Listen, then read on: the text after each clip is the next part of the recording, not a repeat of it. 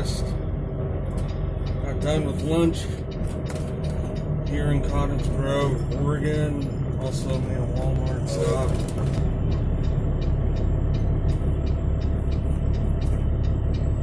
Walmart is right on the other side of the freeway. I usually just walk over there. There's a bike path that connects and gets you under the freeway to the Walmart. So I have stopped here many times. A lot of food options here.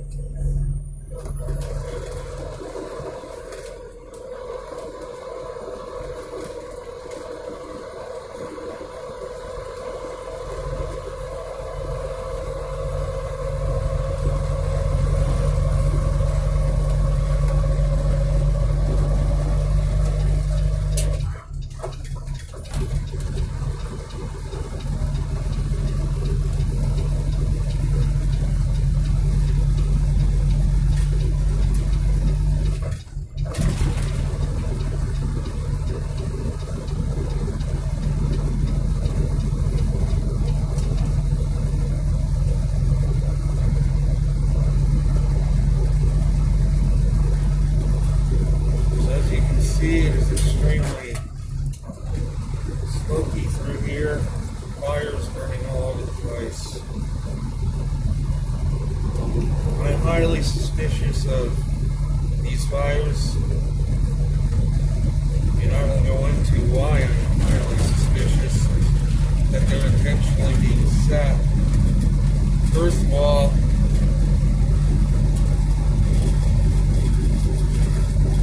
just a mere 4 days ago, the air through here was crystal clear. In this part of Oregon, there was not a wisp of smoke to be seen. There were no fires in the Cascades just 4 days ago. Where I drove in, people were out there camping, enjoying the Labor Day holiday. Campgrounds were full, Cascades on Saturday when I drove through there. There was no sign of any trouble or fires nearby.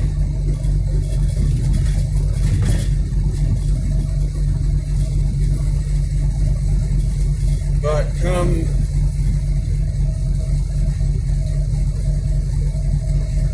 my last video, the day before that, the day started totally clear. And then around 3 or 4 in the afternoon, smoke came rushing in. And that was when everything fired up. Next morning, I shot that video, 9 a.m. It was totally pitch dark. It didn't really get light at all until an hour later, 10 a.m. And finally started to thin out enough to where it got light enough so that the street lights went off and everything. Not until after 10 a.m. And in that 1 hour, the sky took on a very strange reddish glow like I have never seen. For that one whole hour.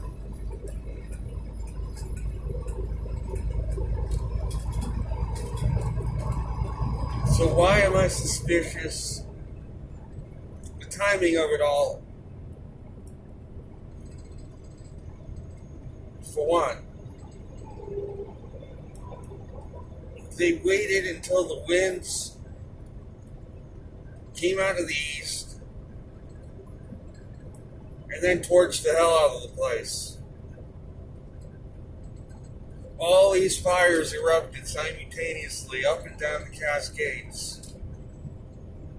With the wind blowing out of the east, it would blow all the smoke into the populated areas of the state, not the other way as normally would be the case. So huge amounts of population would be affected by this. Huge amounts of people would experience the smoke, dense smoke that you see in this video. You see, you go east of the Cascades today, it is totally clear. It's all west of the Cascades because the wind is taking it in this direction.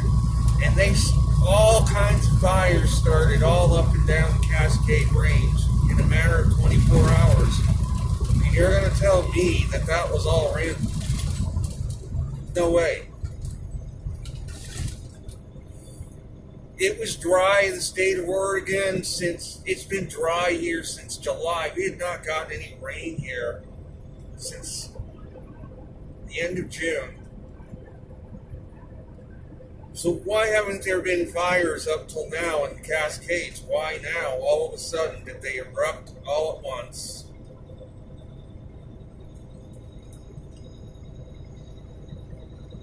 It's because the wind is blowing in such a way that it would cause fear in people, because there are genuinely people that are losing their homes who live just to the west of the range where these fires started and spread westward. I pointed out in a previous video that the powers that be want to promote this global warming agenda. Come November, you're going to hear this is the worst fire season on record. Global warming has gone out of hand. You got to do something about it. Posing all kinds of restrictions, regulations, taking away freedom. So they're going to blame it all on global warming.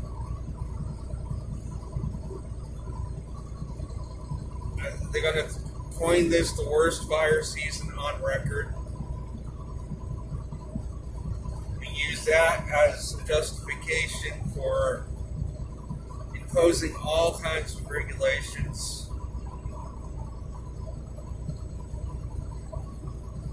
When in reality, I hate to say it, I think powers that be torched this place, knew the winds were going to blow from the east, and used that as a perfect opportunity to torch the Pacific Northwest, literally. So winds do not blow out of the east like this very often. Usually if it gets windy here, it's from a storm system moving in from the Pacific. The winds will blow out of the south, so they won't blow out of the east like they are in this windy event. Obviously, if the wind is blowing out of the south, and it's in connection with a storm, you're not going to get all this smoke here. Even if they do manage to get fires lit, the smoke is not going to fill this whole I-5 corridor like this. It will blow north.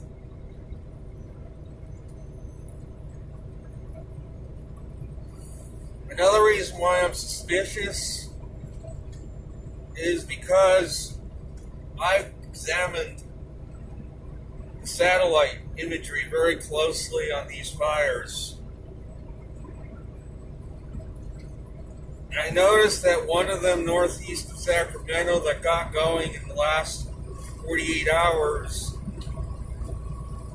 I looked very closely at the satellite imagery and it showed 4 huge puffs of smoke like explosions.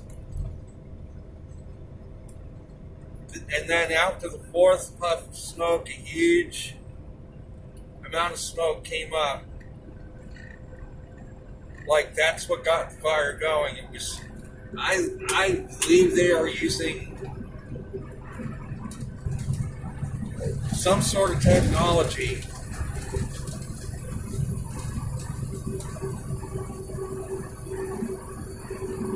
to light these fires, like an incendiary sort of device or something. Because these 4 puffs of smoke that I observed came at even intervals. And these puffs of smoke shot up to the higher levels of the atmosphere, because at the higher levels of the atmosphere, the wind was blowing more out of the northwest. At the surface, the wind was coming out of the northeast. So if this was just the fire starting, that smoke would have gone with the surface wind flow, but it didn't. These puffs of smoke went with the upper air wind flow out of the northwest, meaning that either they had to have shot up at a very high rate of speed to get that high in the sky enough.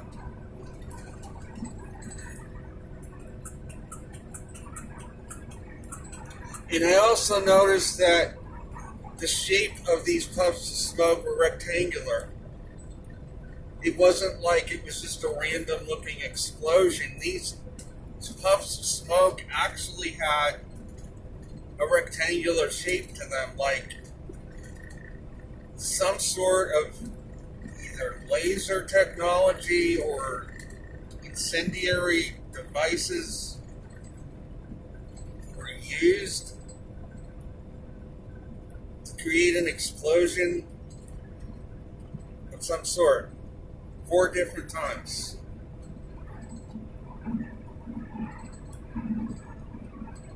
I noticed that 4 puffs of smoke come out of that, and that's what got that particular fire going. Now, the others, maybe it was done at nighttime where you can't see it on the satellite imagery, because all those fires and cascades, when dusk fell the day before, none of them were really there until the following morning, so they all started overnight. 3 or 4 huge fires. So that when dawn came up on the image, these fires were already raging by then. So from dusk to dawn, who knows, it could have been the same thing. But I caught that one fire northeast of Sacramento, and you barely even could see a wisp of smoke coming from it. It was a little tiny fire, it looked like, and then all of a sudden I saw those 4 puffs of smoke shoot high into the atmosphere, high enough to hit the upper level currents almost instantly. So there's some mechanism involved in starting these fires. There's no way fires can go in 24 hours from nothing to filling a whole hundreds and hundreds of square miles with smoke like this in 24 hours or less. They had to have gotten some help.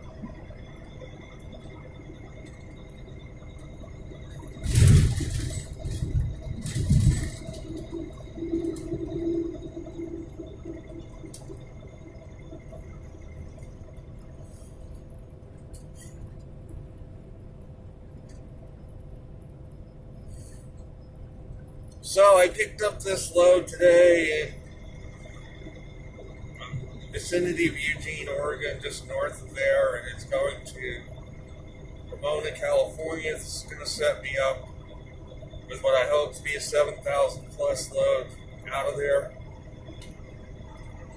There was a $6,500 load leaving out of Eugene tomorrow from Pennsylvania, but I didn't want to go east from here. With all the bad weather in the Rockies, all the fires going on in the Cascades, I really did not want to go east from here.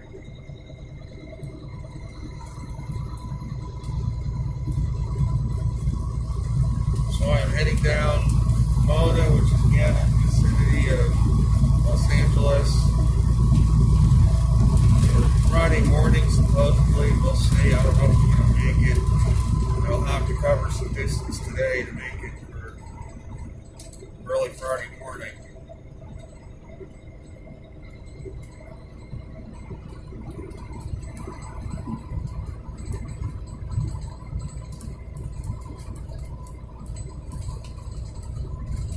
As far as the rest of the weather, the tropics and the Atlantic, they do have those two systems in the eastern Atlantic. They're talking up a lot, but up till now, I don't see much happening with them other than that they're going to be fish storms at best. I mean, maybe Western Europe might get some of the remnants of these systems by the weekend.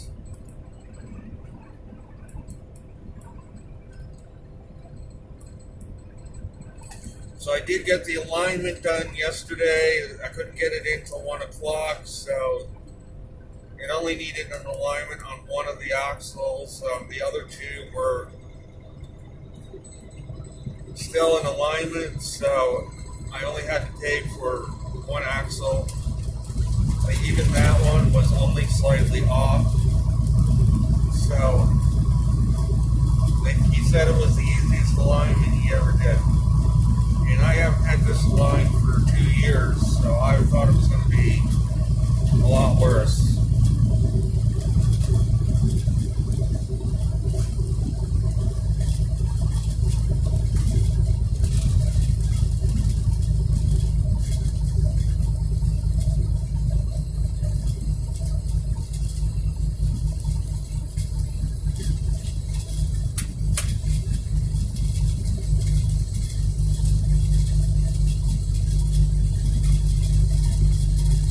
So that is going to be it.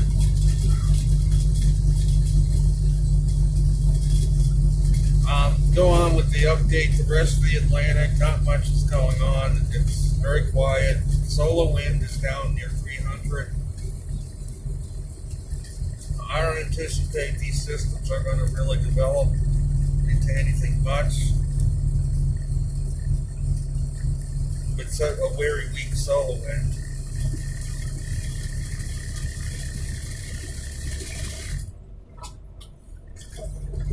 So we're back now to no tropical weather systems in the entire globe except for those two in the eastern Atlantic, which really aren't much right now. Maybe a weak tropical storm at best. The two systems are only less than 1,000 miles apart. So they're going to kind of feed off one another. By the looks of it, and remain in the eastern Atlantic. They're no threat to the North America. We have another system coming off Africa, but again, it's weak weakening once it hits the water or the Atlantic. I don't think the Atlantic is that warm in that region.